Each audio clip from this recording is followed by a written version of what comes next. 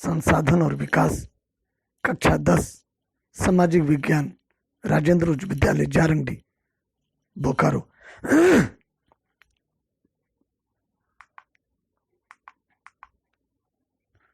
कक्षा 10 के लिए भूगोल की पाठ्यपुस्तक समकालीन भारत, भाग 2, अध्याय 1, संसाधन और विकास, भाग 2।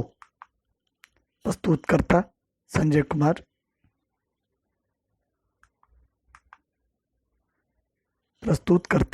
कुमार। सहायक शिक्षक, राजेंद्र उच्च विद्यालय जारंगडी, बोकारो, झारखंड। अध्याय के मुख्य अध्ययन बिंदु। इस भाग में बच्चों हम क्या पढ़ने वाले हैं पहले उसे जान लें और मनन करेंगे, क्योंकि वीडियो को देखने से पहले आप किताब का अच्छे ढंग से एक बार रीडिंग कर लिए होंगे। संसाधनों का विकास व मुख्य समस्याएं। भारत में संसाधनों का न्याय संगत बंटवारा। भारत में संसाधन के सतत पोषणीय विकास की आवश्यकता। रियो डी जेनेरो पृथ्वी सम्मेलन 1992 के विषय में हम जानेंगे। एजेंडा 21, उसके परिभाषा और उद्देश्य को भी समझेंगे। पिछले भाग की तरह शब्दार्थ, प्रश्नोत्तर एवं पुनरावृत्ति। बच्चों आइए हम पहले भाग 1 के मुख्य अध्ययन बिंदुओं की एक बार पुनरावृत्ति कर लें। इसे शीघ्रता से करेंगे। क्या आप उन वस्तुओं का नाम बता सकते हैं जो गांव और शहरों में हमारे जीवन को आराम पहुंचाते हैं? ऐसी वस्तुओं की एक सूची तैयार करें और इनको बनाने में प्रयोग होने वाले पदार्थों का नाम बताएं। पिछले भाग में हमने आपको 2 श्रेणी में इन्हें रखने के लिए कहा था। एक घर के दीवार के अंदर ऐसे सामानों की सूची जो हमें जीवन में आराम देते हैं, और ऐसे सामानों की सूची भी कि जो हम पीछे बाहर में भी, घर के बाहर आप उसे देख पाते हैं। अपने आसपास के क्षेत्र में पाए जाने वाले भंडार और संचित भंडार कोष संसाधनों की एक सूची भी तैयार करें। एक यह दूसरा क्रियाकलाप। आगे हम पढ़ेंगे जो हमने पिछले पाठ में पढ़ा था, संसाधन क्या है, संसाधन किसे कहते हैं। हमारे पर्यावरण में उपलब्ध प्रत्येक वस्तु जो हमारी आवश्यकता को पूरा करने में प्रयुक्त की जा सकती है और जिनको बनाने के लिए प्रौद्योगिकी उपलब्ध है, जो आर्थिक रूप से संभाव्य और सांस्कृतिक रूप से मान्य है, एक संसाधन है। अध्ययन के मुख्य बिंदुओं की पुनरावृत्ति हम करें। पिछले भाग के लिए हमने देखा था कि वर्गीकरण करने के लिए संसाधनों को हम पहला भाग उत्पत्ति के आधार पर जैव और अजैव, दूसरा भाग को हम समाप्यता के आधार पर वर्गीकृत किए थे, जिसमें नवीकरणीय योग्य संसाधन और नवीकरणीय योग्य संसाधन हुआ। तीसरा भाग जो था हमारा स्वामित्व के आधार पर था, व्यक्तिगत संसाधन, सामुदायिक संसाधन, राष्ट्रीय संसाधन और अंतर्राष्ट्रीय संसाधन के रूप में। और चौथा भाग हमारा विकास के आधार पर संभावी संसाधन, विकसित संसाधन, भंडार संसाधन, संचित कोष के रूप में था। अब हम इस कठिन शब्दों से एक परिचय कर लें। इस भाग में हमें कौन कौन से कठिन शब्द मिलने वाले हैं। वैश्विक पारिस्थितिकी, विश्व स्तर पर पर्यावरण का प्रभाव, भूमंडलीय तापन, पृथ्वी पर तापमान में वृद्धि, ओजोन परत अवक्षय, ओजोन गैस का वायुमंडल से खत्म होना, भूमि निम्नीकरण, भूमि का समुचित उपयोग का न होना भूमि निम्नीकरण कहलाता है। अपशिष्ट, मानव के द्वारा उत्पन्न कूड़ा कचरा, पुनः चक्रण यानी दोबारा प्रयोग हेतु बदलाव, समुचित चित्र यानी कोलाज, कई चित्रों को जोड़कर एक चित्र बनाना, सर्वेक्षण, किसी विषय पर विशेष ज्ञान की खोज करना, उनको ढूंढना, सर्वेक्षण करना, दोहन, किसी भी वस्तु का अधिक से अधिक उपयोग करना, सतत पोषणीय विकास, लगातार संसाधनों की गुणवत्ता बनाना और उन्हें उपयोगी सिद्ध करना, जैविक विविधता, एक प्रकार के जीवों में विभिन्न प्रकार की प्रजाति, जैसे चिड़िया तो कई प्रकार की चिड़ियाँ पाई जाती हैं, चींटी तो चींटियों में भी कई प्रकार पाए जाते हैं, हाथी घोड़े में भी कई प्रकार पाए जाते हैं, मनुष्य मनुष्यों में भी कई प्रकार के मनुष्य पाए जाते हैं। ठंडे क्षेत्रों में रहने वाले, पहाड़ों पर रहने वाले, मैदानी क्षेत्र वाले, विषुवत-रेखीय क्षेत्रीय, कई प्रकार की। उसी तरह से सम्मेलन यानी कई प्रमुख लोगों के द्वारा बातचीत करने का एक कार्यक्रम। अब हम आगे देखेंगे संसाधनों का विकास, एक परिचय, इस भाग के मुख्य अंश। संसाधन जिस प्रकार मनुष्य के जीवन यापन के लिए अति आवश्यक है, उसी प्रकार जीवन की गुणवत्ता बनाए रखने के लिए भी महत्वपूर्ण है। ऐसा विश्वास किया जाता था कि संसाधन प्रकृति की देन है। हम देखते हैं कि संसाधन की परिभाषा में हमने देखा कि संसाधन वे हैं, पदार्थ हैं जो मनुष्य की इच्छाओं की पूर्ति करते हैं या फिर भविष्य में उनकी पूर्ति करने की अपनी क्षमता रखते हैं। तो उन संसाधनों को प्रकृति ने नहीं बनाया। कुछ संसाधन प्रकृति से सीधे रूप में प्राप्त करते हैं, लेकिन कुछ संसाधनों को हम पिछले अध्याय में हमने देखा था कि मानव भौतिक संसाधन यानी प्रकृति के साथ संस्थाओं को निर्माण कर अपनी प्रौद्योगिकी के सहयोग से संसाधनों का विकास करता है। संसाधनों का विकास के क्रम में मुख्य समस्याएं भी पैदा हुई। संसाधन प्रकृति की देन है, परिणाम स्वरूप मनुष्य ने इसका अंधाधुंध उपयोग किया, जिससे निम्नलिखित मुख्य समस्याएं पैदा हो गईं। कुछ व्यक्तियों के लालचवश संसाधनों का अत्यधिक ह्रास हुआ है। दूसरा समस्या, संसाधन समाज के कुछ ही लोगों के हाथ में आ गए, जिससे समाज दो हिस्सों में बट गया, संसाधन संपन्न एवं संसाधनहीन, अर्थात अमीर और गरीब में बट गया। तीसरी समस्या, संसाधनों के अंधाधुंध शोषण से वैश्विक परिस्थितिकी संकट पैदा हो गया। वैश्विक परिस्थितिकी संकट, जिसका हमने पहले भी शब्दार्थ में अर्थ बताया है, पर्यावरणीय संकट जो विश्व स्तर पर है, जैसे भूमंडलीय तापन पूरे विश्व स्तर पर है, ओजोन परत अवक्षय यानी ओजोन परत का क्षय हो जाना, पर्यावरण प्रदूषण और भूमि निम्नीकरण इत्यादि हैं। भूमि निम्नीकरण एक बहुत ही महत्वपूर्ण शब्द है, भौगोलिक शब्द इस भाग में, कि ऐसे भूमि जिनका उपयोग बिना किसी योजना और रख रखाव के लगातार निरंतर किया जाता है, जिससे कि वह भूमि में उर्वरक क्षमता और उसकी धारणीयता यानी कि उसकी पूरी तरह से शक्ति नष्ट हो जाती है। ऐसी भूमि की प्रक्रिया को, उपयोग की प्रक्रिया को भूमि निम्नीकरण कहते हैं। अब क्रियाकलाप करके देखते हैं। इस भाग में कुछ क्रियाकलाप भी पुस्तक में दिया हुआ है। कल्पना करें कि तेल संसाधन खत्म होने पर इनका हमारे जीवन शैली पर क्या प्रभाव पड़ेगा। सही बात, आप जो सोच रहे हैं एकदम सही है। गाड़ियां कैसे चलेंगी, यातायात कैसे संभव होगा, एक स्थान से दूसरे स्थान पर वस्तुएं कैसे स्थानांतरित होंगी, और भी बहुत सारी चीजें। दूसरा, घरेलू और कृषि संबंधित अपशिष्ट को पुनः चक्रण करने के बारे में लोगों के विचार जानने के लिए अपने मोहल्ले अथवा गांव में एक सर्वेक्षण करें। लोगों से प्रश्न पूछें कि उनके द्वारा उपयोग में लाए जाने वाले संसाधनों के बारे में वे क्या सोचते हैं। दूसरा, अपशिष्ट और उसके उपयोग के बारे में उनका क्या विचार है। अपशिष्ट यानी जो, जैसे हम सब्जी बनाने के लिए बाजार से फूल गोभी, आलू खरीद कर लाते हैं और बनाने के क्रम में फूल गोभी के कुछ हिस्सों का हम प्रयोग करते हैं और कुछ हिस्से हम अपशिष्ट के रूप में बचा लेते हैं या उत्पादित करते हैं, एक तरह से कहा जाए। और ठीक उसी प्रकार से आलू के छिलके भी अपशिष्ट के रूप में हम इकट्ठा करते हैं। उनके बारे में उनका क्या विचार है, उनका वो क्या करते हैं, कैसे उनका उपयोग करते हैं, या फिर यूं ही वातावरण में उन्हें गंदगी के रूप में छोड़ देते हैं। अपने परिणामों का समुचित कोलाज तैयार करें कि वो क्या करते हैं उन अपशिष्टों का और किस प्रकार उसका उपयोग करते हैं। अब आगे हम क्रम में बढ़ते हैं। संसाधनों का विकास, मानव जीवन की गुणवत्ता और विश्व शांति बनाए रखने के लिए संसाधनों का समाज में न्याय संगत बंटवारा आवश्यक हो गया है। यहाँ न्याय संगत बंटवारा यानी अभी हमने पढ़ा था ना कि अंधाधुंध उपयोग से मनुष्य के समाज में दो वर्ग बन गए हैं, एक वर्ग है अमीरों का और दूसरे वर्ग है गरीबों का, लेकिन उन्हें न्याय संगत बंटवारा नहीं हो पा रहा है। कुछ शक्तियां, कुछ संसाधन केवल अमीरों के लिए हो गए हैं और कुछ संसाधन केवल गरीबों के लिए ही चिन्हित कर दिए गए हैं। जैसे झोपड़ी में रहना गरीबों की नियति जैसे हो गई है और बड़े बड़े महलों में गाड़ियों के साथ और सुख सुविधा संपन्न अमीरों की पहचान हो गई है।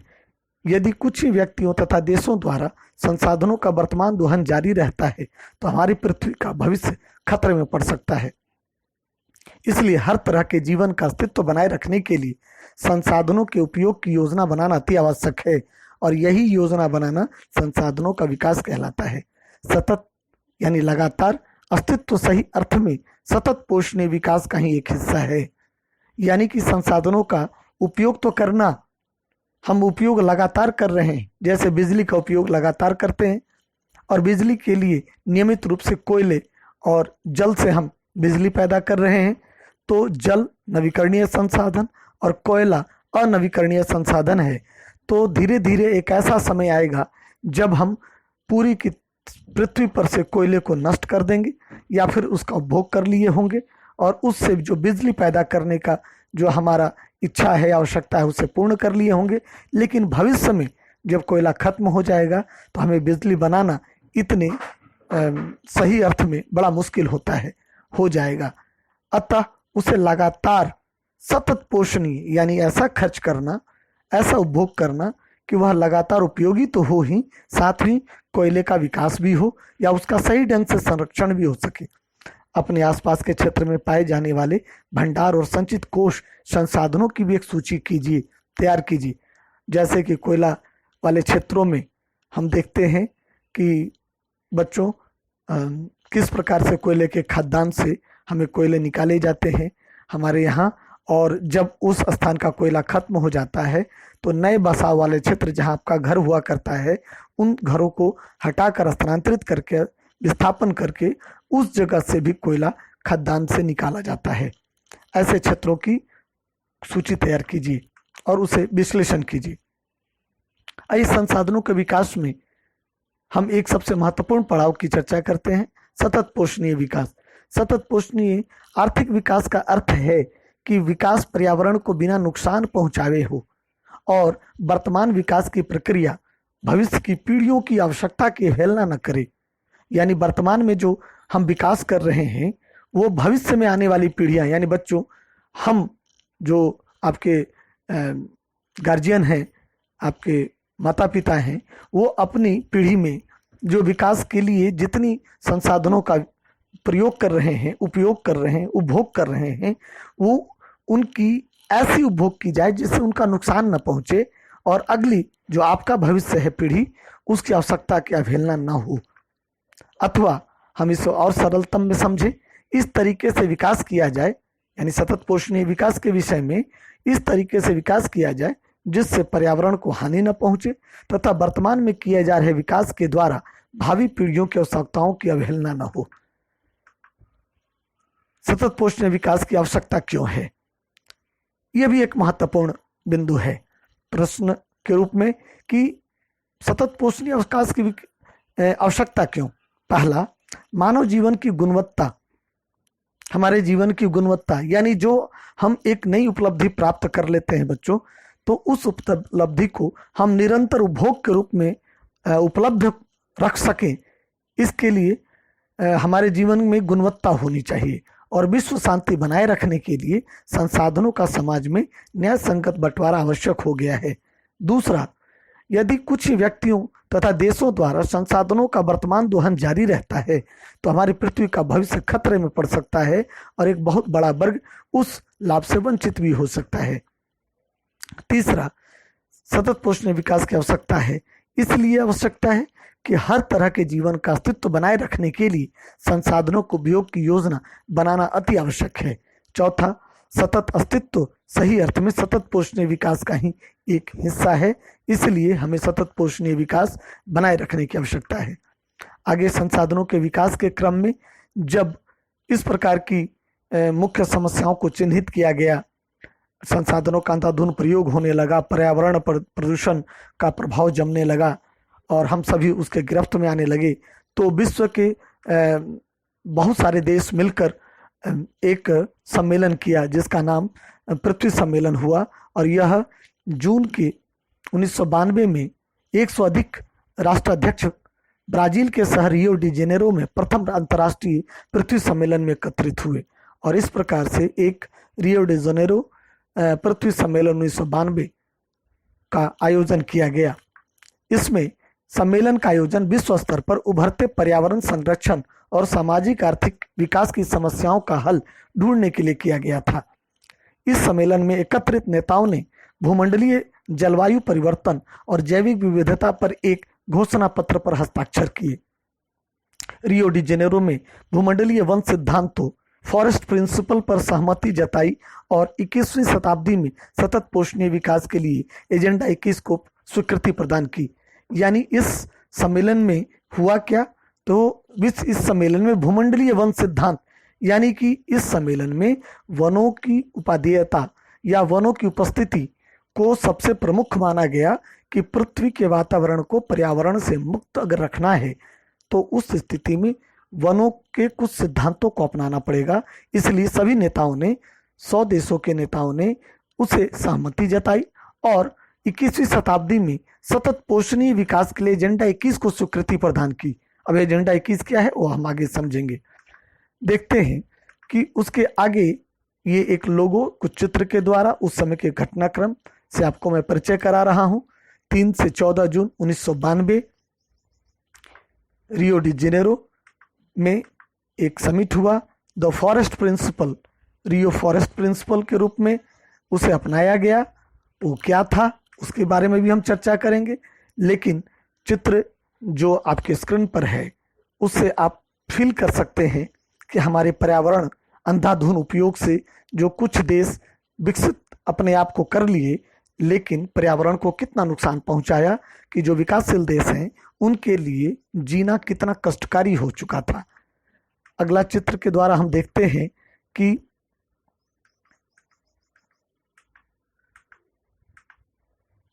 रियो डी जेनेरो, उसके बाद अगला 1992 के बाद 2016 2020 तक बीच में कई ऐसे सम्मेलन पर्यावरण से संबंधित हुए जिनमें लोगों ने हिस्सा लिया। उसके कुछ तस्वीर और कुछ उसके मोनोग्राम को हम यहाँ आपके लिए प्रदर्शित कर रहे हैं। पेरिस क्लाइमेट एग्रीमेंट बाद में चलकर यह क्लाइमेट एग्रीमेंट के रूप में हुआ और आपने पिछले सम्मेलन के बीच में एजेंडा 21 के बारे में पढ़ा। आइए हम समझे एजेंडा 21 क्या था। यह एक घोषणा है जिसे 1992 में ब्राजील के शहर रियो डी जेनेरो में संयुक्त राष्ट्र पर्यावरण और विकास सम्मेलन के तत्वाधान में राष्ट्राध्यक्षों द्वारा स्वीकृत किया गया था। पर्यावरण एवं विकास के मुद्दे पर केंद्रित एक सम्मेलन ब्राजील के रियो डी जेनेरो में हुआ। इस सम्मेलन को पृथ्वी सम्मेलन के नाम से जाना जाता है। इसमें 178 देशों के प्रतिनिधियों, हजारों स्वयंसेवी संगठनों और इन अनेक बहुराष्ट्रीय निगमों ने भाग लिया। इस सम्मेलन में ही विश्व राजनीति में पर्यावरण को एक ठोस स्वरूप मिला। इस अवसर पर एजेंडा 21 पारित किया गया। सभी राष्ट्रों से निवेदन किया गया कि वह प्राकृतिक संतुलन को बनाए रखें, पर्यावरण के प्रदूषण को रोके तथा सतत विकास का रास्ता अपनाएं। आइए एजेंडा 21 से संबंधित कुछ प्रमुख बिंदु को हम समझें। पहला बिंदु, पर्यावरण एवं विकास के मध्य संबंध के मुद्दों को समझा जाए। दूसरा, ऊर्जा का अधिक कुशल तरीके से प्रयोग किया जाए। किसान भाइयों को पर्यावरण संबंधी जानकारी दी जाए। प्रदूषण फैलाने वाले पर्यावरण एवं विकास के मध्य संबंधों के मुद्दों को समझा जाए। ऊर्जा का अधिक कुशल तरीके से प्रयोग किया जाए। किसान भाइयों को पर्यावरण संबंधी जानकारी दी जाए। प्रदूषण फैलाने वालों पर भारी अर्थदंड लगाया जाए। इस दृष्टिकोण से राष्ट्रीय योजनाएं बनाई एवं लागू की गईं। इसका उद्देश्य भी बहुत ही स्पष्ट था। इसका उद्देश्य था भूमंडलीय सतत पोषणीय विकास हासिल करना। यहाँ सतत पोषणीय विकास का स्वरूप हमने पहले चर्चा कर लिया है, यानी कि भूमंडल में जितने भी संसाधन हैं, पदार्थ हैं और वो संसाधन के रूप में हैं, उनको सतत पोषणीय विकास के क्रम में ही उपभोग किया जाना चाहिए। यह एक कार्यसूची है जिसका उद्देश्य समान हितों पारस्परिक आवश्यकताओं एवं सम्मिलित जिम्मेवारियों के अनुसार विश्व सहयोग के द्वारा पर्यावरणीय क्षति, गरीबी और रोगों से निपटना है। इसी क्रम में फुटप्रिंट, कार्बन प्रिंट जैसे कई ऐसे शब्द आए जिसके आधार पर कहा गया कि जो देश जितना कार्बन प्रिंट कम उत्सर्जित करेगा, उस देश को विश्व संगठन के द्वारा उतना ही अधिक सहयोग राशि दी जाएगी, जिससे वो अपने गरीबी और रोगों को दूर कर सके और अपने आप को विकसित करने में सहयोग करे। एजेंडा 21 का मुख्य उद्देश्य यह भी था कि प्रत्येक स्थानीय निकाय अपना स्थानीय एजेंडा 21 तैयार करे। आप सभी भी अपने अपने क्षेत्र के लिए एक एजेंडा 21 तैयार करें। आप अपने विद्यालय में भी एक एजेंडा 21 तैयार करें कि विद्यालय में जितने भी संसाधन हैं उनको पुनः चक्रीकरण के रूप में कैसे उपभोग किया जा सकता है, वन टाइम प्लास्टिक जो यूज़ है उसको कैसे कम किया जा सकता है, ना न्यूनतम किया जा सकता है, और कई ऐसे उपाय जिससे पर्यावरण को और सहयोग और हम विकसित कर सकते हैं और उसे संरक्षित कर सकते हैं, सुरक्षा दे सकते हैं। इसकी तैयारी के लिए आप एजेंडा बना सकते हैं। अध्ययन के कुछ बिंदुओं की चलिए पुनरावृत्ति करें। हमने पढ़ा संसाधनों का विकास व मुख्य समस्याएं, कि संसाधनों के विकास में मुख्य समस्याएं क्या क्या आई। दूसरा हमने पढ़ा भारत में संसाधनों का न्याय संगत बंटवारा होना जरूरी है, क्यों, और भारत में सतत पोषणीय विकास की आवश्यकता क्यों है, इसका भी हमने जानकारी लिया। रियो डी जेनेरो पृथ्वी सम्मेलन 1992 क्या था, इसके बारे में जाना। एजेंडा 21 की परिभाषा हमने समझा, उसके उद्देश्य और उसमें निहित मुख्य बिंदुओं को भी हमने समझा। कठिन शब्दार्थ समझे, प्रश्नोत्तरी एवं पुनरावृत्ति भी हमने किया। अब इसे देख लें कि हमने क्या क्या पढ़ा है, रिकैप कर लें। संसाधन नियोजन क्या है, अब हम ये पाठ 3 में पढ़ने वाले हैं। भारत में संसाधन नियोजन के सोपान, भारत में संसाधन नियोजन की आवश्यकता,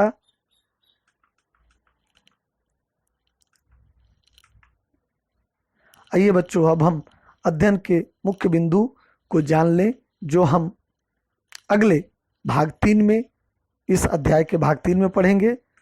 सबसे पहला हम पढ़ेंगे संसाधन नियोजन क्या है, भारत में संसाधन नियोजन के सोपान कितने हैं, भारत में संसाधन नियोजन की आवश्यकता क्यों है, भारत में संसाधन नियोजन में उपनिवेश का क्या प्रभाव पड़ा, संसाधन संरक्षण में महात्मा गांधी के विचार क्या थे, संसाधन संरक्षण पर अंतर्राष्ट्रीय स्तर के क्रियाकलाप कौन कौन से हुए, संसाधन संरक्षण की आवश्यकता क्यों हुई, क्यों है, संसाधन संरक्षण के उपाय के बारे में जानेंगे, और कठिन शब्दार्थ के साथ प्रश्नोत्तरी एवं पुनरावृत्ति भी हम करेंगे। आइए अब हम नेक्स्ट भाग में प्रवेश करेंगे। तो बच्चों आज हमने इस वीडियो के माध्यम से समकालीन भारत के संसाधन और विकास अध्याय 1 का भाग 2 हमने देखा, समझा, और आप पुनः इसे पॉज करके इसके मुख्य बिंदुओं को अपनी कॉपी में प्रश्न के अनुसार लिख सकते हैं। लिखकर आप नोट्स तैयार करेंगे। साथ ही साथ इसके आगे के हिस्से को किताब के अगले पृष्ठ में आप अध्ययन करें, उसको रीडिंग करें, समझें, हार्ड वर्ड को अंडरलाइन करें। संभवतः मेरे द्वारा आपको उसकी जानकारी दी जाएगी, और साथ ही साथ इन प्रश्नोत्तरों को समझें और मनन करें। हम देखेंगे अगले भाग 3 में। यह था हमारा भाग 2। धन्यवाद।